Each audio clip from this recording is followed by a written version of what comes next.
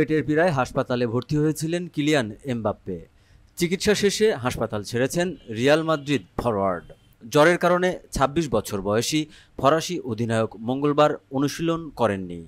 বুধবার মায়ামির hard rock স্টেডিয়ামে আল হিলালের বিপক্ষে ক্লাব বিশ্বকাপে রিয়ালের প্রথম ম্যাচেও ছিলেন না।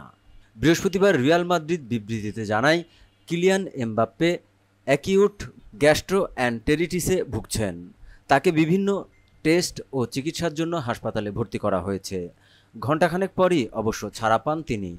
পরে এমবাপ্পে পাম বিচে রিয়ালের ট্রেনিং কমপ্লেক্সে ফিরে গেছেন। ক্লাব বিবৃতিতে জানিয়েছে, এমবাপ্পে তার জন্য নির্ধারিত চিকিৎসা সেবা গ্রহণ করবেন এবং ধারাবাহিকভাবে দলের কার্যক্রমে যোগ দেবেন। রবিবার ক্লাব বিশ্বকাপে রিয়াল মাদ্রিদের পরবর্তী ম্যাচ পাচুকার বিপক্ষে।